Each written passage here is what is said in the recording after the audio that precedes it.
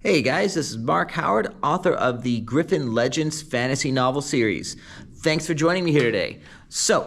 I have some really exciting news for you guys. We have started creating the audiobook for Godfrey's Crusade, the first part of my fantasy novel series. And the second part, Godfrey Under Siege, will hopefully be following really soon after this.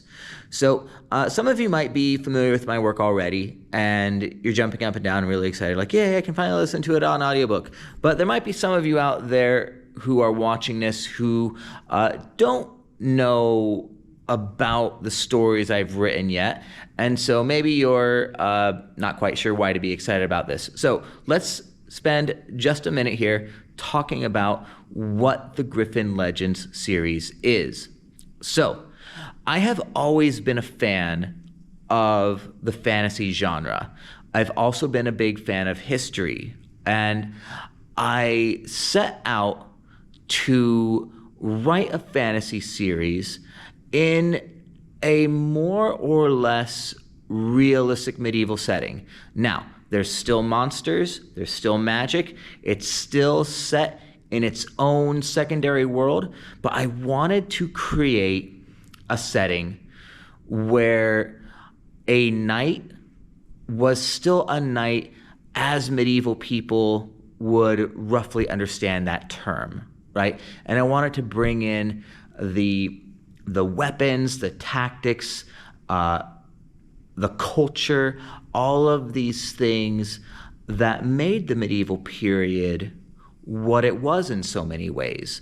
And so my fantasy books are a blend of history and classic sword and sorcerer fantasy, right?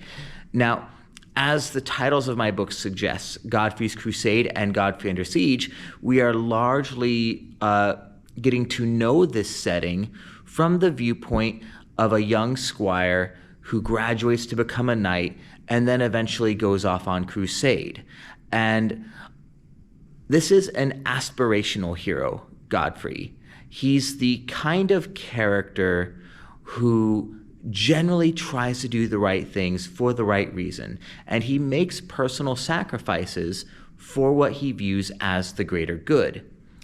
Now, Godfrey still is not a perfect character, right? I think we generally like flawed characters. We like characters to be real in the sense that they make mistakes. And so Godfrey, being a 17-year-old young man when we first meet him, and then he progresses to age 18 by the second book, he's still got a lot of young men kind of flaws, right? He's trying to work out his place in the world. He's trying to find true love. And once he thinks he's found true love, he's trying to finesse what it actually means to be in a loving relationship with a young woman. And so our main character, Godfrey, is someone who I think is really relatable, both to younger audiences and to adults, right? And so that's a little bit about Godfrey there. And he's in this world where, again, as the title implies of the first book, he gets called on crusade, right? There is a member of the clergy who talks about this existential threat coming from the far north that needs volunteers to help extinguish that threat. And Godfrey, being a young idealistic knight, doesn't hesitate to volunteer. And he quickly discovers, though, that he's in over his head a bit, right? He discovers that not only is this a very difficult and arduous campaign that he is signed up for, but there's also a fair bit of division among the Crusaders themselves, that the leadership within the crusade can't decide on some core issues about what it is they're even trying to accomplish in the first place. So we've got political intrigue, we've got battles, we have this love interest who shows up, a young woman by the name of Madeline, who is in many ways the girl of Godfrey's dreams, but there are her own challenges that she has to work out. And I don't want to spoil you on too many of these things for those of you who are just tuning in here. But Madeline has, I guess I can tell you this much at least because this is on the back cover of the first book. Madeline is a sorceress who has not fully tapped into her powers yet. And so she wants to learn how to control these powers. She wants to learn how to become a more powerful sorceress, not for her own sake, but for the sake of being able to help those around her better. But the catch with her is she lives in a society that very much frowns upon what they call witchcraft here. And so Madeline faces a lot of special challenges regarding that kind of setting where she has to keep these powers hidden to a certain extent. So this comes to the audiobook that we're producing. And audiobooks, we love audiobooks for a lot of reasons, right? We like to hear someone narrating this great story and to give us a good performance. So there's that element there that we all desire. There's also practical concerns, right? Where maybe you don't have time to pick up a book and sit down for a couple hours and just read a few chapters, right? A lot of us don't have that time anymore. I myself, I'm a father of 4 small kids. I know what it means to not be able to sit down and do what I want for most of the daylight hours here. So, but we do have time, a lot of us, to listen to an audiobook, right? We have time either on our commute to and from work, or maybe we work a job where you just plug in the headphones, you type away at your computer, or mop your floor, or whatever it is you do for work, right? A lot of us have jobs where we do have some time to devote to listening to something when we don't necessarily have time to read a book. So I've wanted to get this audiobook out to you guys for a really long time. And I know that there's a lot of you who want this. It frustrates me to no end when someone messages me on Facebook or Twitter or one of these other social media platforms and they say, "When's your audiobook coming out?" And I have to say, "Not yet. I don't know." Right? That frustrates me to no end to have to say that to people. But I have decided to make that plunge. I have been talking to a new narrator here for a little bit now, and we are full steam ahead on making this happen. But being a father of 4 children, not working the most lucrative job out there, and having a wife to support, and all of those other things that go with that, there's a lot of responsibility. There is not a lot of cash on hand, right? Again, a lot of you can relate to this, where as soon as you get your paycheck, it's immediately spoken for. So, what I need from you guys, my big ask here, is to help me fund this audiobook. We have enough to get book 1 out already on audiobook. Godfrey's Crusade is going to turn into an audiobook. We had enough funding set aside for that, but that has taken us years to get to the point where we can do that.